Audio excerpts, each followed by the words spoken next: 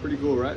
Anyways, I want to make a video on anxiety because this guy asked me how to deal with anxiety. And with anxiety, there's a few suppositions. Number one, that you can control everything. You can. Number two, that people are constantly thinking about you. They don't. And number three, that what people think or say about you is going to affect your actual outcome of life. It's not. So let's go at these one by one. Number one, that you can control everything that happens. In life, there's two things. There's tangibles and there's intangibles. Tangibles is what you can control with your will.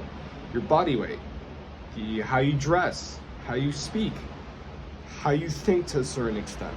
Now let's go with intangibles. The weather, other people's opinions to most extent. Your relative dying, can't control that. So anxiety comes from trying to control something that we can't control. It's like, for example, a hamster on a wheel. Have you ever seen one of these hamster wheels? The hamster is constantly going. And that in your head is your anxiety, because you're constantly chasing something that you are never going to catch. I don't care how fast you are, how smart you are, how amazing you are never going to be able to control things that no human can control. It's not possible. So you need to be able to let go. And now, we have tangibles. We have your physique. We have your limiting beliefs or your way of thinking. We have the way you act, the way you speak, the way you dress, the way you carry yourself. These are all things that you can control. How much money you make, you can control that. So with intangibles, what you need to do is make a list of them, make a list of things that you cannot control, and let go of them. Like seriously, just meditate on it for a bit and say, no matter how hard I try, there is absolutely no way in the fucking world that I am going to be able to control this. So would I rather stress about it and be anxious about it, or let it go? And so you let it go. And when you let it go, your perspective changes, because you always expect not to be able to control it. So everything starts going well, because you say whenever something goes the way you wouldn't want it to go, you think, well, I can control it anyway, so it doesn't really matter. Let me switch hands. My first hand is getting tired. And so with tangibles, these are things you can control. So start thinking, what tangibles that you have make you anxious? Is it the way you look? Is it the way you smell? Is it the way you dress? Is it you not being able to talk to women? Is it you not having any confidence because you don't make any money? It's probably deep-rooted in a bit more than these superficial things, but we can get to that in another video. These are things that you can perfectly control. So another part of being anxious is being lazy.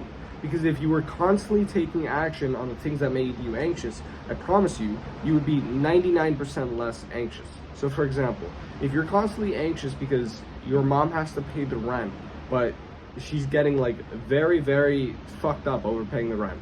Like she can barely make rent, you guys are really struggling and you're feeling anxious about it. You know how to feel much less anxious? Get 2 jobs, help her out. Instead of sitting in your room all day, over contemplating and thinking about it, get 2 jobs and help her out. Maybe you're anxious because of your body weight.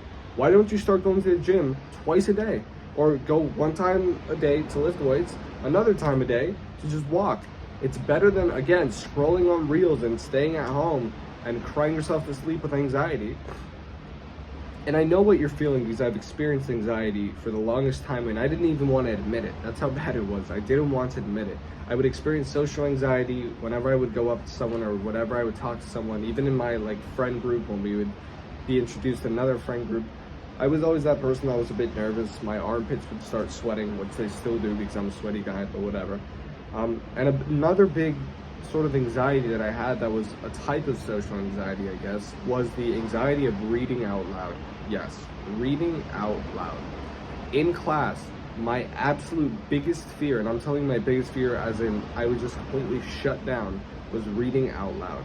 And I believe it came from this one time that I was in a church when I was younger and I got asked to read the liturgy. And, young me said, okay, yeah, I don't mind. And I messed up in front of the whole church. And I started thinking they're laughing at me, they think I'm stupid, blah, blah, blah. And so it just carried on to every other public presentation. And it's something you can't control. What were the intangibles of that situation? Let's break this down and analyze it. The intangibles were what other people thought of me, the words on the paper that I had to read, because I basically had to read at some point. Those were the intangibles. And now what were the tangibles is my mindset, making sure that I relax and don't care about what other people are going to say, right? My ability to speak and my communication, and probably my confidence to a certain extent. So those were the intangibles and tangibles. Once I started working on the tangibles, I got good at speaking, which is why I can speak freely on the camera now. I don't have any script whatsoever. You just get good by doing things constantly over and over until there is no room for anxiety. Because anxiety means that you can't control something. And when you're insanely good at something, like speaking to the camera, you can control it all of the fucking time. So we have intangibles, we have tangibles, we have how to let go of some and how to control the others. And let me think if there's anything else about anxiety that you should know. In the meantime, I got a new apartment, so look at this beach. Wow, beautiful. The other thing with anxiety is that, as I always say, it is a monster under the bed. So like, you know when you're young and you always think there's a monster under your bed or in your room and you're scared to turn the lights off? And when you do turn the lights off, you're like paralyzed because you know that a monster's gonna come at you. And then your dad just calls you a gay little pussy and he's like, reach under the bed, see if something bites you. And nothing bites you. And then you turn on the lights and you realize it was never there. It was only a figment of your imagination. Well, anxiety is the exact same thing. It's almost like a form of self-sabotage because it's not really there. You are making up scenarios in your head that are just as unlikely as they are real in your head. So for example, if I go up to this girl and I say hi, she's gonna think I'm a pervert. Well, she's not gonna think you're a pervert 99% of the time unless you come off as a pervert. And then guess what? When you believe you're gonna come off as a pervert, you are much more likely to come off as a pervert. So it's just monsters under the bed, because if you just went up and said hi to a girl, no sexual intention, no nothing, she'd say hi. And then you'd be all surprised, you'd be like, holy shit, I'm Casanova. No, you just didn't have any limiting beliefs surrounding that, and it caused you not to have anxiety and act like a normal human and not a fucking incel. It's very simple. So don't overthink it. Really don't. And I know it's easy to say, harder to do. But the last thing I'll tell you is to constantly put yourself in scenarios where you get extremely anxious. What I started doing, because I was scared of reading out loud, I would start forcing myself to put my hand up in class to read. And for some reason, when I actually had the opportunity of reading instead of being forced to, it gave me much less anxiety because I knew I was putting this on myself. So I knew I could do it. And so if you're scared, if you have anxiety surrounding going to the gym, go to the gym more often. Start talking to people. Even if it's just like, hey, can I work in with you? If you have anxiety talking to girls, go to the beach and literally just say hi to girls. You don't even have to ask for the number. Be like, hi, hope you have a good day.